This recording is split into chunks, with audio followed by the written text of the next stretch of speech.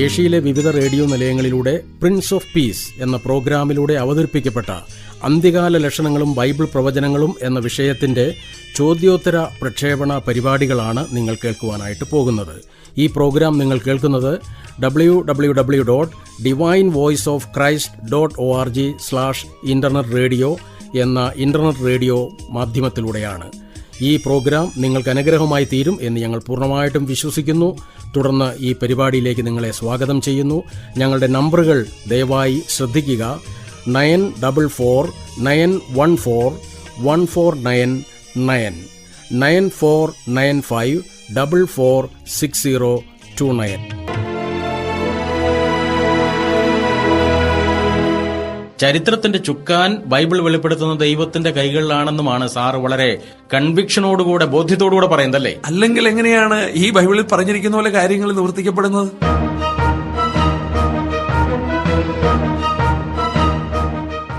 Russia എന്തുകൊണ്ട് Arabian രാജ്യങ്ങളെയും ഇസ്രയേലിനെയും ലക്ഷ്യം വെക്കുന്നു? ഹെർമഗദ്ദോൻ യുദ്ധത്തിലേക്ക് നീങ്ങുന്ന ലോകം, കമ്മ്യൂണിസത്തിന്റെ തകർച്ചയും, ദൈവത്തെ കൂടാതെ പണിയുന്ന ഇസങ്ങളും രാജ്യങ്ങളും സാമ്പത്തിക വ്യവസ്ഥകളും തകരുമെന്ന് ബൈബിൾ പ്രവചനം.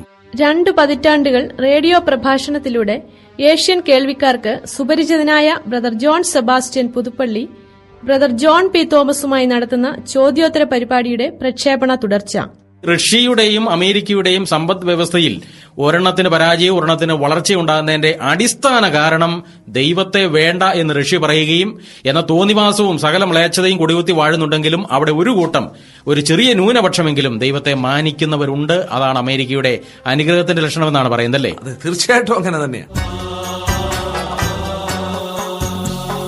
പ്രവാചകന്മാരും പൂർവപിതാക്കളും അരുളിയ വചനമിതാ ഭൂവിൽ വരവായി. അത് വാസ്തവത്തിൽ ഇന്നത്തെ ഈ ആധുനിക യുഗത്തിലും അത് സംഭവിച്ചുകൊണ്ടിരിക്കുകയാണ്. ദൈവം അങ്ങനെ ചരിത്രത്തിൽ ഇടപെടുന്നെന്നും ദൈവമില്ലാതെ ഒരു രാജ്യവും കെട്ടിപ്പടുത്താൻ കഴിയില്ലെന്നും ദൈവത്തിന്റെ നന്മയും അനുഗ്രഹത്തോടെ ഒഴുകില്ല എന്നുള്ളതും നമുക്ക് വ്യക്തമായി ചരിത്രം, നമ്മൾ ജീവിക്കുന്ന കാലഘട്ടം നമ്മളെ പഠിപ്പിക്കുന്നുണ്ട്. അപ്പൊ ഈ എസെക്കിയേൽ പ്രവചനം 38-ാം അധ്യായത്തിൽ റഷ്യ ഇസ്രായേലിനെ ആക്രമിക്കുന്നതിന്റെ ഒരു കാരണം അവിടെയുള്ള വലിയ സമ്പത്ത് മോഹിച്ചാണ് എന്ന് പറഞ്ഞിരിക്കുന്ന, നൂറ്റാണ്ടുകൾക്ക് മുമ്പ് പറഞ്ഞിരിക്കുന്ന ബൈബിൾ പ്രവചനം ഇന്ന് നമ്മുടെ കണ്ണിന് മുമ്പിൽ തന്നെ നിവൃത്തിയാകാൻ പോകുന്നതായിട്ടാണ് കാണുന്നത്. ആശ്ചര്യമായി, അത് ഒരു സംശയവുമില്ലാതെ അത് സംഭവിക്കുകയാണ്. എന്നാൽ റഷ്യക്ക് അതുപോലെ സാമ്പത്തിക നിലവാരം ഉണ്ടായിരുന്നെങ്കിൽ ഒരുപക്ഷെ അവർ കൊള്ളയടിക്കേണ്ട ആവശ്യമില്ല. അമേരിക്ക പോലുള്ള രാജ്യത്തിന് കൊച്ചു രാജ്യത്തെ കൊള്ളയടിക്കേണ്ട ആവശ്യമില്ല. എന്നാൽ റഷ്യയുടെ രാജ്യത്തോട് ഏറ്റവും അടുത്ത് കിടക്കുന്ന ഒരു രാജ്യവുമാണ്. അവർ ഇസ്രായേലിനോട് വൈരാഗ്യമുള്ള അറേബ്യൻ രാജ്യങ്ങളെ സഹായിച്ചുകൊണ്ടിരിക്കുന്നു, സപ്പോർട്ട് ചെയ്യുന്നു, ആയുധങ്ങൾ കൊടുത്തുകൊണ്ടിരിക്കുന്നു. അവർ യുദ്ധത്തിന് കടന്നു വരുമ്പോൾ ഇവരോട് കടന്നു വരുമെന്ന് ദാനിയേൽ 11:40 പറയുന്നു.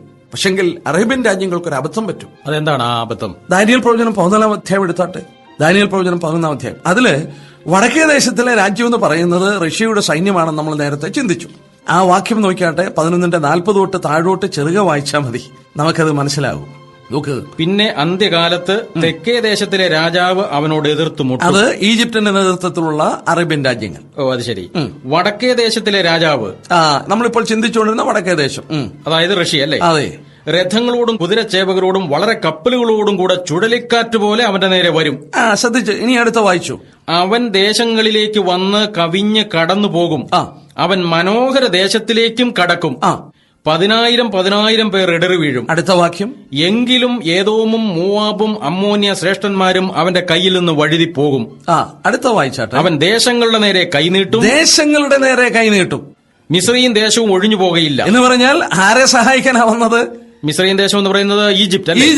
ഈജിപ്തിനെ സഹായിക്കാൻ വന്നവൻ ഇവിടെ വായിക്കുന്ന ഈജിപ്റ്റും ഒഴിഞ്ഞു പോകില്ല.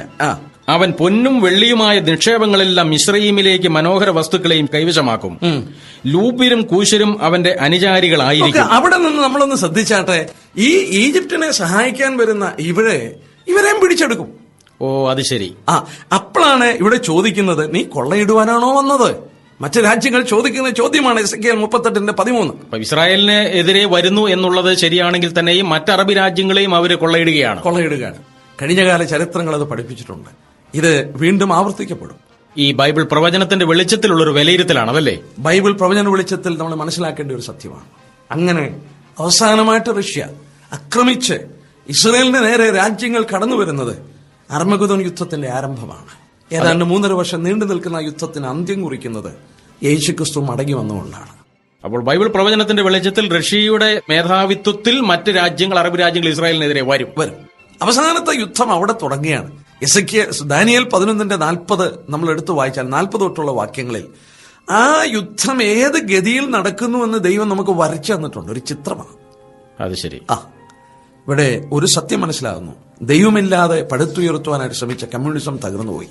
എന്നാൽ അമേരിക്ക, അവരും വാസ്തവത്തിൽ പാപത്തിൽ മുഴുകിപ്പോയൊരു രാജ്യമാണെങ്കിലും അവരുടെ സമ്പൽഘടനയും മറ്റും അവർ ദൈവത്തിനെ ബഹുമാനിക്കുന്നതായിരുന്നു. അവരുടെ ഓരോ കറൻസിയിലും ഇൻ ഗോഡ് വി ട്രസ്റ്റ് എന്ന് അടിച്ചു വെച്ചു. അവരുടെ നിയമാവലികൾ ദൈവവിശ്വാസത്തെ ആധാരമാക്കി എഴുതി ഉണ്ടാക്കി. അവരെന്തുകൊണ്ട് സമ്പൽ സമൃദ്ധിയിൽ ഉയർന്നു കഴിഞ്ഞ് ലോകത്തിന്റെ മുഴുവൻ ഏറ്റവും സാമ്പത്തിക ശേഷിയുള്ള ഒരു രാജ്യമായി മാറിയപ്പോൾ ദൈവമില്ലാതെ പടുത്തുയർത്തിയ ഈ രാജ്യം എന്തുകൊണ്ട് തകർന്നുപോയി?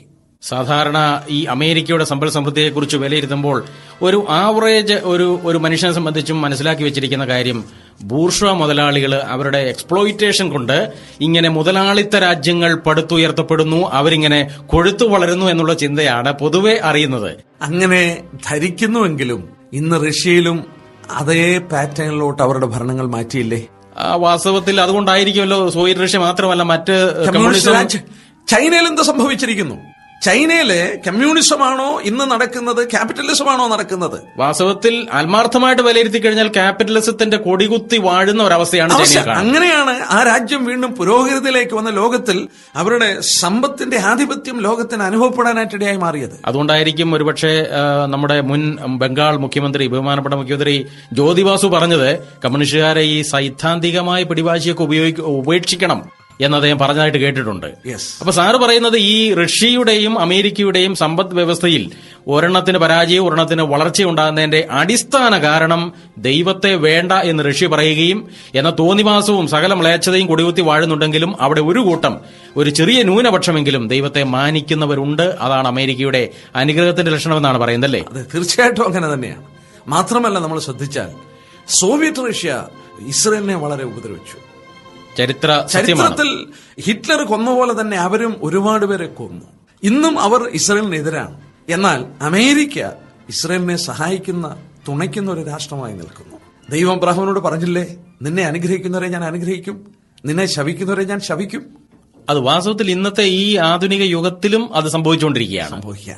ദൈവം അങ്ങനെ ചരിത്രത്തിൽ ഇടപെടുന്നെന്നും ദൈവമില്ലാതെ ഒരു രാജ്യവും കെട്ടിപ്പടുത്താൻ കഴിയില്ലെന്നും ദൈവത്തിന്റെ നന്മയും അനുഗ്രഹത്തോടെ ഒഴുകില്ല എന്നുള്ളതും നമുക്ക് വ്യക്തമായി ചരിത്രം, നമ്മൾ ജീവിക്കുന്ന കാലഘട്ടം നമ്മളെ പഠിപ്പിക്കുന്നു. അപ്പോൾ ഈ ചരിത്രത്തിനെല്ലാം വ്യക്തമായ ഒരു ഉദ്ദേശമുണ്ടെന്നുള്ളതും ചരിത്രത്തിന്റെ ചുക്കാൻ ബൈബിൾ വെളിപ്പെടുത്തുന്ന ദൈവത്തിന്റെ കൈകളിലാണെന്നുമാണ് സാറ് വളരെ കൺവിക്ഷനോടുകൂടെ, ബോധ്യത്തോടുകൂടെ പറയുന്നതല്ലേ? അല്ലെങ്കിൽ എങ്ങനെയാണ് ഈ ബൈബിളിൽ പറഞ്ഞിരിക്കുന്ന പോലെ കാര്യങ്ങൾ നിവർത്തിക്കപ്പെടുന്നത്?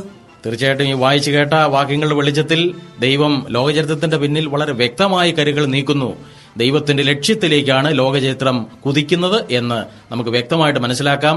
അതുകൊണ്ട് ഈ ചരിത്രത്തിന്റെ ദൈവം, ഈ ചരിത്രത്തിലേക്ക് ഇറങ്ങി വന്ന മനുഷ്യൻ ആയിട്ട് തീർന്ന ദൈവത്തിന്റെ, ജീവനുള്ള ദൈവത്തിന്റെ അവതാരമായ കർത്താവായ യേശുക്രിസ്തു, ചരിത്രത്തിന്റെ ചുക്കാൻ അവിടുത്തെ കൈകളിലാണ്. നമ്മുടെ ജീവിതത്തിന്റെ ചരിത്രത്തെ മാറ്റിമറിക്കുവാൻ ആ രക്ഷിതാവിന് കഴിയും.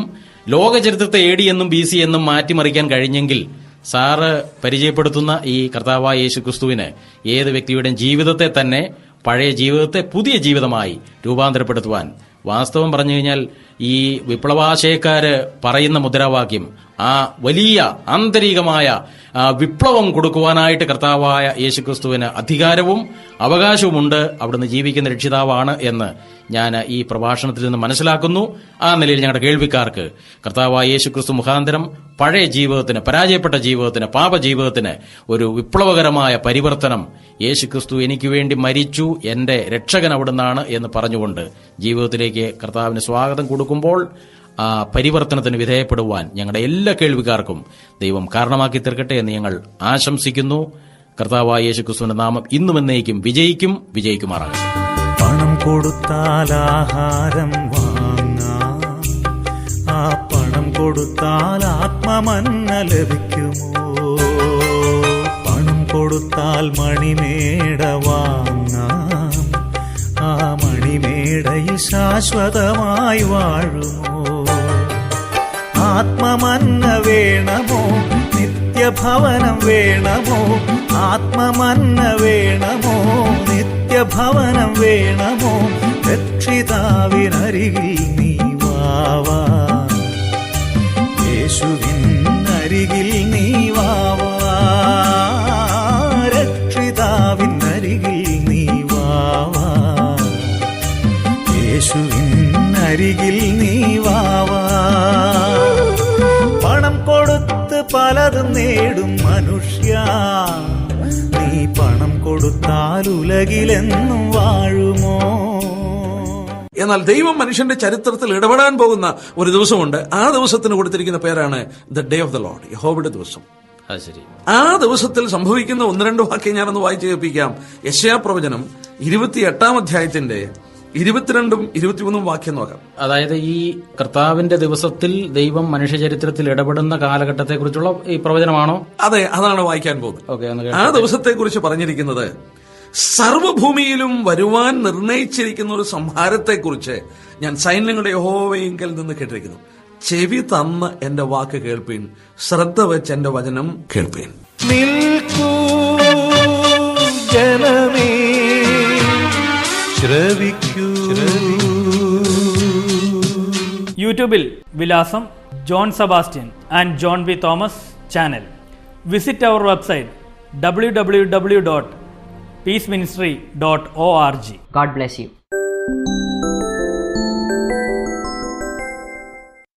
അടുത്ത ആഴ്ച ഇതേ സമയം ഇതേ ഇന്റർനെറ്റ് റേഡിയോയിൽ, അതായത് ഡിവൈൻ വോയിസ് ഓഫ് ക്രൈസ്റ്റ് .org/ഇന്റർനെറ്റ് റേഡിയോ എന്ന ഇന്റർനെറ്റ് റേഡിയോയിലൂടെ നിങ്ങൾക്ക് ശ്രദ്ധിക്കാവുന്നതാണ്.